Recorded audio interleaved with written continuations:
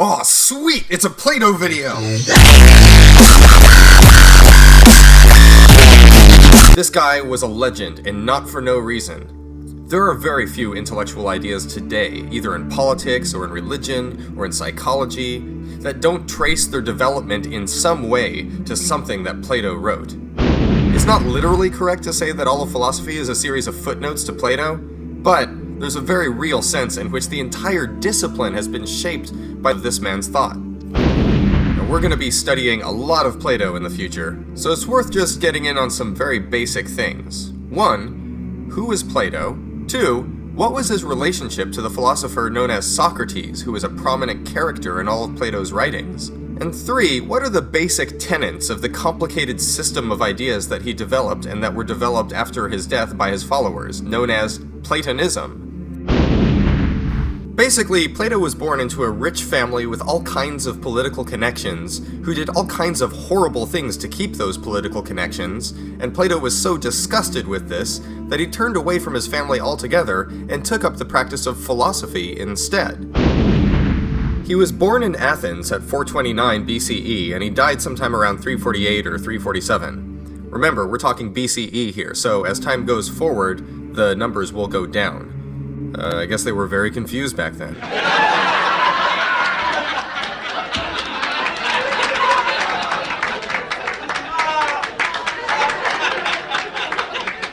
Anyway, Plato's father Ariston traced his descent back to King Codrus, who was a king in the 11th century, and his mother Perictione was related to Solon, who was basically the founding father of Athens, who wrote its constitution. Furthermore, when Plato was still a boy, his father died, and his mother married the politician Peremples, who was a friend of Pericles, the statesman who presided over Athens during the Peloponnesian War. So Plato's family was really politically connected, and he was expected to go into politics himself. This is especially true considering that, during Plato's adolescence, Athens lost the Peloponnesian War, Sparta won, and, in the early 400s, Sparta did what most countries do when they win a war. They installed some dictators in the country that they just beat, and, in this case, the dictators were Plato's relatives. The 30 tyrants presided over Athens with the approval of Sparta in the wake of the Peloponnesian War, and they included some of Plato's relatives like his uncle Charmides. Now, according to all accounts, the rule of the 30 tyrants was particularly brutal and rapacious. Allegedly, many citizens were banished or exiled, or just killed outright, and their property was quickly confiscated by the 30 tyrants. In this way, the 30 tyrants were said to amass a great deal of personal wealth through violence against other people, other citizens. The whole time, they said that this was fair and just. So imagine it this way. Imagine the movie The Godfather, but in the background of every single scene, every single violent outplay, there's a kid.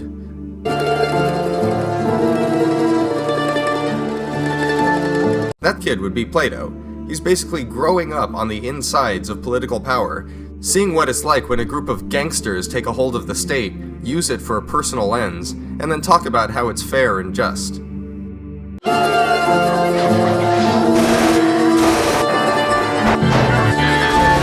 It's no wonder that he turned away from his family and from politics altogether, and turned his mind towards something else.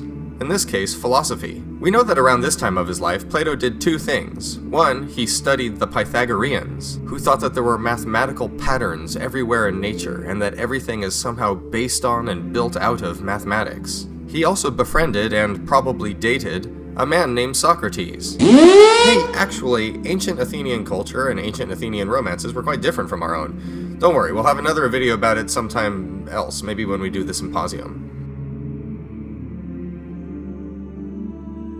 Anyway, young Plato got to know Socrates. At this time, he was still known as Aristocles, which was his given birth name. In fact, for much of his life, he was called Aristocles. He only acquired the title Plato because it was a nickname given to him because he was so broad-shouldered, a feature which gave him an advantage during one of his favorite pastimes, wrestling. Anyway, these two associations had a profound impact on Plato. On one hand, he studied the idea that there are mathematical patterns everywhere in nature, and that somehow everything admits of mathematical analysis and quantification. On the other hand, he spent time with Socrates, who preoccupied himself with questions about what the traditional virtues are and how to inculcate them in young people. What is courage, and how do you make people courageous? What is justice, and how do you make people just? What is temperance, and how do you make people temperate? These two influences came together to constitute Plato's own thought, as we will see shortly. Unfortunately, Plato did not get to spend more than a few years with Socrates. Not long after their installation, the 30 tyrants were quickly overthrown by an Athenian democratic coup. This is not too surprising considering the violent and rapacious acts that the 30 tyrants were known for. But then, as soon as it overthrew the 30 tyrants, the new Athenian democracy did something that horrified Plato. They executed Socrates. Allegedly, Socrates was corrupting the youth by teaching them to question traditional political and religious structures that were necessary for Athens' vitality. Or so say his executors anyway. We may never know. Now you can imagine Plato here, thinking that there must be some kind of a thing as justice, and it must admit of some kind of mathematically precise definition, but everywhere around him he sees people doing unjust things and calling them just. On one hand, his family becomes a series of tyrants, and they extort people for their belongings and kill them, and they say that that's fair and just when it obviously isn't. But then, as soon as the people who were declaring them to be unjust gain the power, they do an unjust thing and kill off poor innocent Socrates. Could there be any justice at all? You can see that the question would be burning in Plato's mind. From this vector sum of influences, and with this ideological trajectory, it is useful to trace Plato's intellectual development. Now, fortunately, unlike many works of the ancient world, Plato's dialogues seem to have mostly survived. They are usually divided into 4 chronological groups. The precise ordering is controversial, but most agree that the ordering is this. There are, on one hand, the early dialogues, which include the Alcibiades, the Apology, the Charmides, the Crito, the Euthyphro, the Hippias Minor and Hippias Major, the Ion, the Laches, the Lysis, the Menexenus, and the Theages. After the early dialogues, there are the transitional dialogues that include the Euthydemus, the Gorgias, the Meno, and the Protagoras.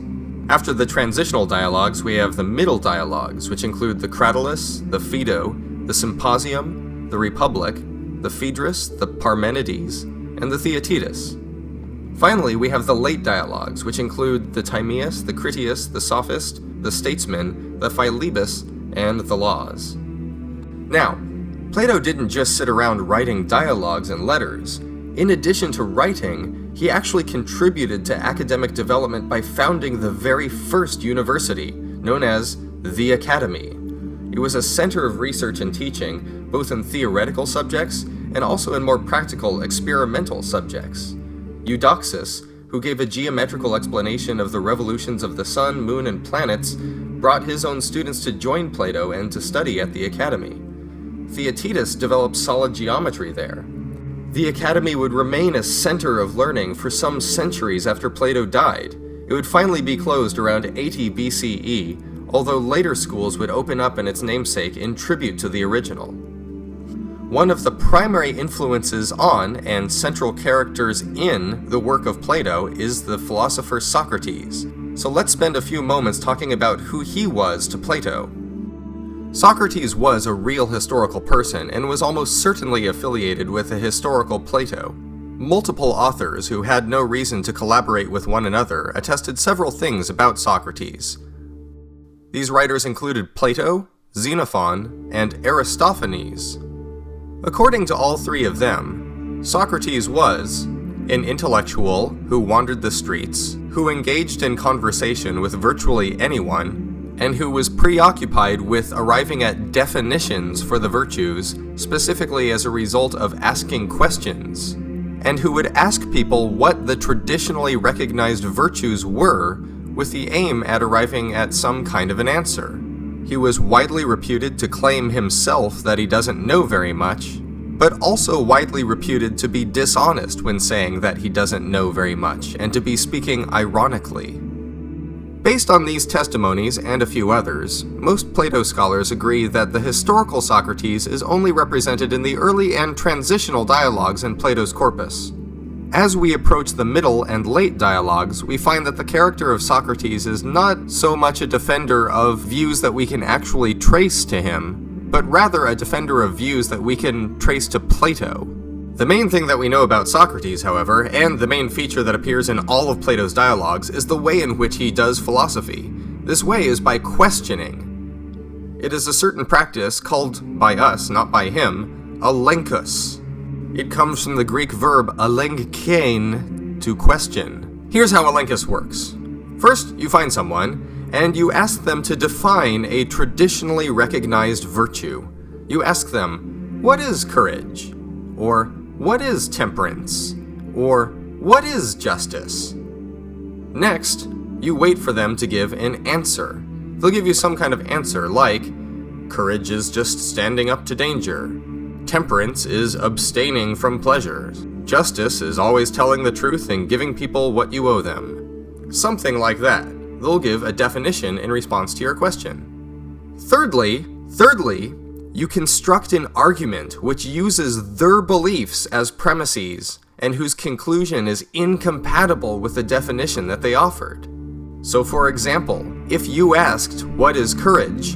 And they said, courage is just standing up to danger, you might question them like this. Suppose you're at the edge of some railroad tracks and a giant freight train comes barreling down the tracks. Would that freight train be dangerous? And they would say, yes. And you would ask, so, a person who just jumped on the tracks in front of the freight train and did not waver as it approached, that person would be standing up to something dangerous, right? Yes, they would have to say. But then you would say, but we wouldn't ordinarily consider that person to be courageous, would we? Just because they jumped on the tracks when a freight train was coming, we wouldn't say that was courageous. We would say that that was foolish. And they would say, yes. And you would say, so, you see, standing up to danger can't be the same thing as courage, because the person who jumps on the tracks in front of a freight train is standing up to danger, but they are not doing something courageous. This is where alenkus comes to part 4. You point out that the definition they offered is incompatible with their own beliefs. You say, the definition you offered is that courage is the same thing as standing up to danger. But, according to your own beliefs, standing up to danger isn't always courageous. You could be someone who stands up to danger by jumping foolishly on the tracks in front of a freight train. So then alenkus reaches stage 5.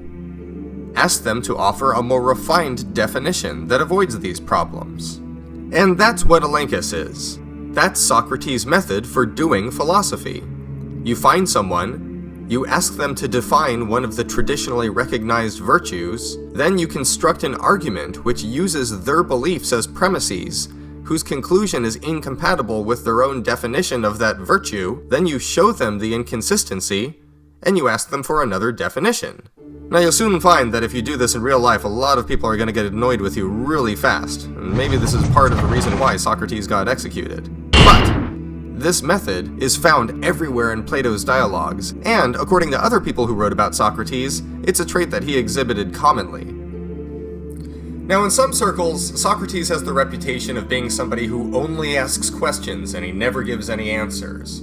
He has the reputation of being kind of a tease. He'll raise some powerful questions in your mind, but then he won't give you any answers to really satisfy you. He's a questioner.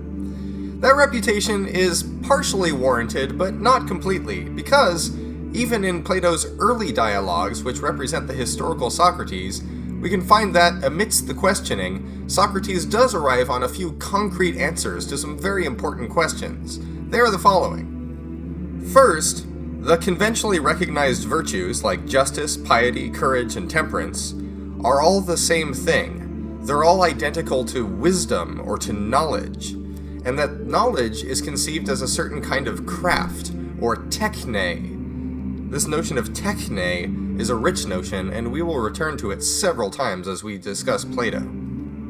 This view is often called the unity of the virtues doctrine, and you can find it in the following dialogues: in Charmides 174b to c, in the Euthydemus 281d to e, in the Protagoras 329b to 334c, and also at 349a to 361d.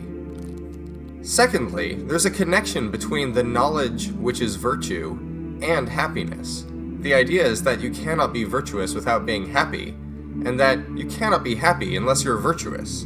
Indeed, possession of this special knowledge of what virtue is both necessary and sufficient for happiness. We find this being said by Socrates at Credo 48b and in the Gorgias at 470e. Finally, among the tenets of traditional Socratic philosophy, which we find in the early and transitional dialogues, we find the idea that no one ever acts contrary to what he knows or believes to be the best. This means that weakness of the will is impossible. If you think that something is the best, you just go for it. Why else would you go for it other than thinking that it's the best? If you went for something, the best explanation for that is that you thought it was the best. That's why you went for it. You thought it was the best. And that, in general, people go for whatever it is that they think is the best. This view we can find in the Protagoras, 352a to 359a. Together, these three ideas, the idea that the virtues are all wisdom, that knowledge is necessary and sufficient for happiness, and that everyone does what they believe to be best, these three doctrines constitute what we might call ethical intellectualism. They imply that what we need in order to be happy is a certain kind of intellectual knowledge. Now, Socrates, the real guy, was concerned in an active way with making young people better, with making them virtuous.